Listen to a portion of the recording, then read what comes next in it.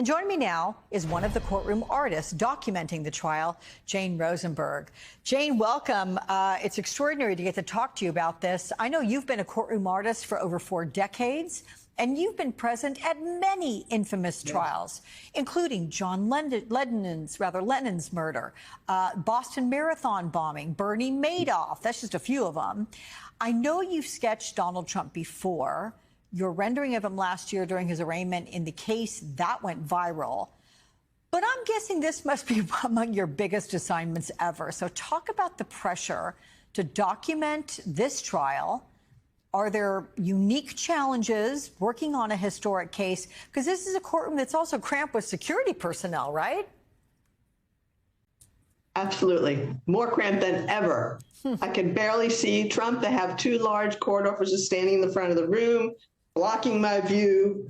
And I look through a sliver sometimes to see them. And I'm leaning a lot to see around them, but it's really hard to get the view I need. If they would just, if even just one of them would go away and I had only one to look around, I'd get a much better view. But I do the best I can. It's not easy. And the pressure on me is tremendous. I mean, I'm supplying images to the world for the public. I'm a public servant here. And it's really hard.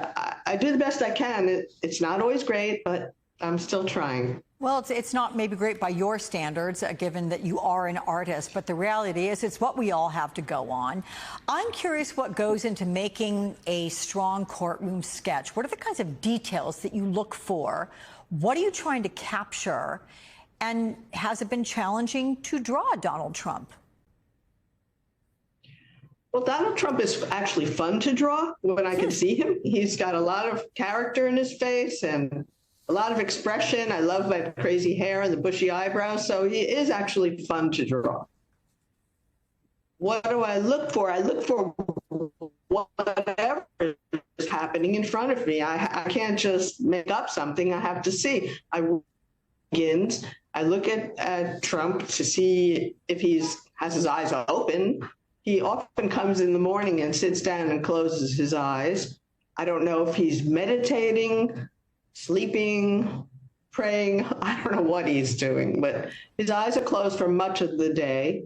That's pretty frequent. And, you know, I'll watch to see if he speaks to his lawyers or if he looks at the defendant like Stormy Downs when she walks in.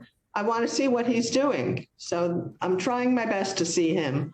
That's the first thing. I know I have to try to draw him. Yeah. Have you had any interactions with him during the trial or in any of previous proceedings that you've documented? And if so, what were they like?